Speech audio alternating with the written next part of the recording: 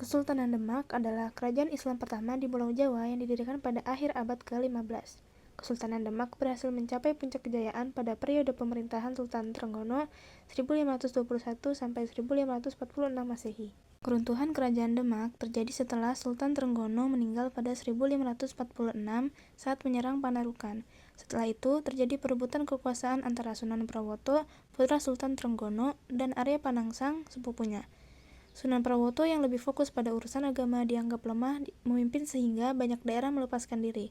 Konflik ini memicu perang saudara yang berujung pada pembunuhan Sunan Prawoto oleh Arya Penangsang. Namun, Arya Penangsang juga akhirnya dikalahkan oleh Jaka Tingkir yang mendirikan kerajaan Pajang sebagai penerus Demak, menandai berakhirnya kerajaan Demak. Selanjutnya ada berdirinya Kesultanan Demak. Kerajaan Demak berdiri pada awal abad ke-16 Masehi seiring dengan kemunduran Majapahit. Menurut sumber-sumber tradisional seperti Babat Tanah Jawi, Raden Patah adalah putra Raja Majapahit dan seorang putri Cina yang masuk Islam.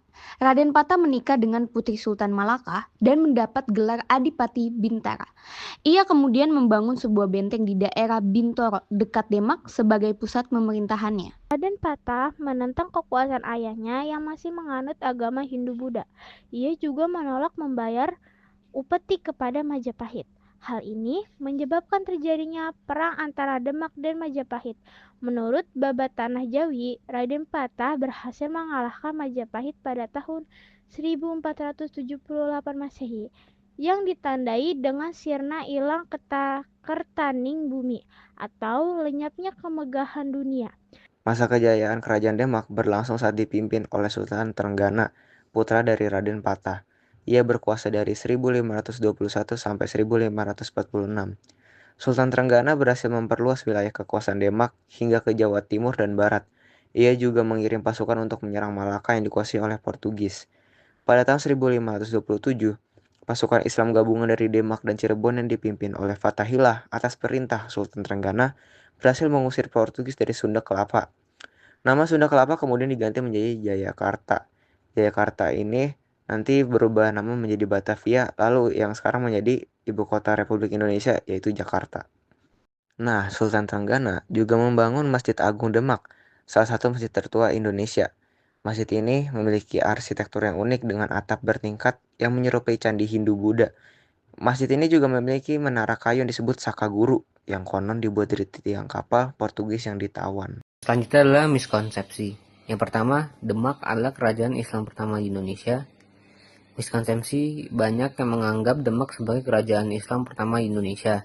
Faktanya, kerajaan Islam pertama di Indonesia adalah Samudra Pasai di Aceh yang berdiri pada abad ke-13, jauh sebelum Demak.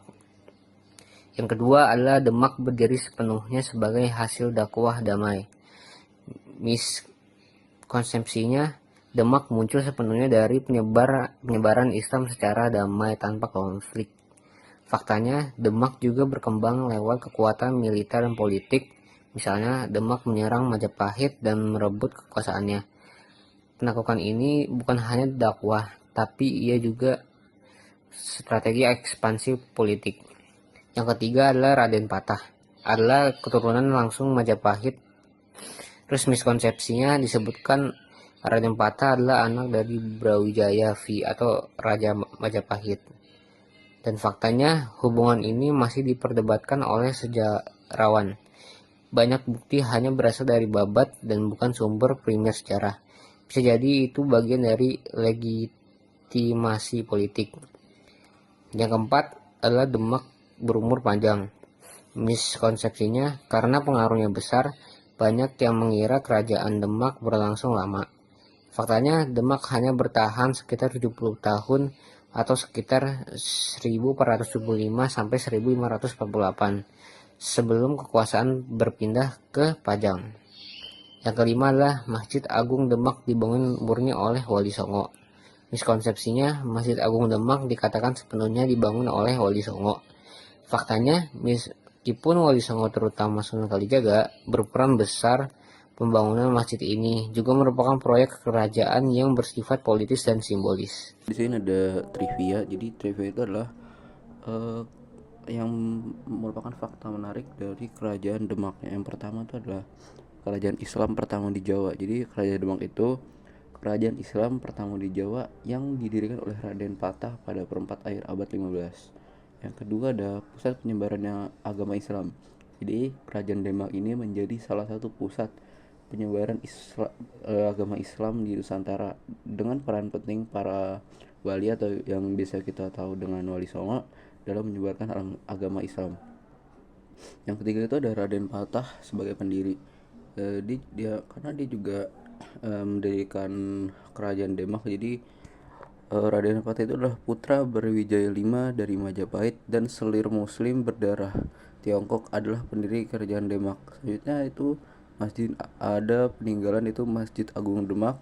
Masjid Agung Demak ini merupakan salah satu peninggalan paling terkenal dari Kerajaan Demak yang dibangun oleh para wali Songo. Masjid ini memiliki keistimewaan dalam desain seperti atap limas yang menyerupai bangunan pura.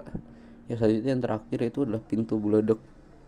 Pintu beledok di Masjid Agung Demak ini memiliki cerita unik. Konon dibuat oleh Ki Ageng Selo yang dikenal sebagai wali penangkap petir.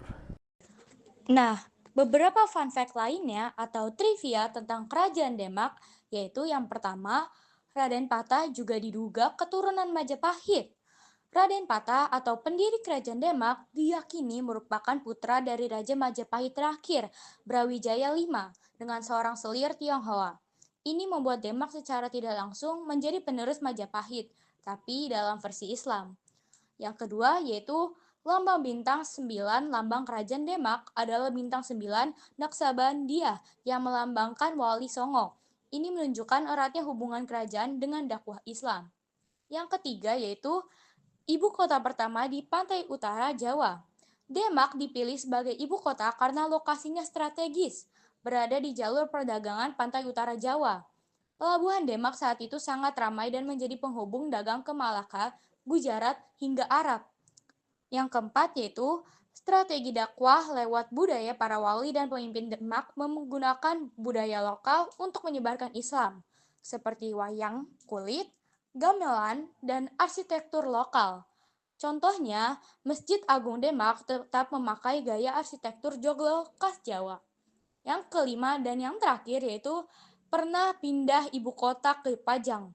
Setelah runtuhnya Demak karena perebutan kekuasaan, pusat pemerintahan Islam di Jawa berpindah ke Kerajaan Pajang yang didirikan oleh Jaka Tingkir atau Sultan Hadiwijaya, mantan Panglima Demak.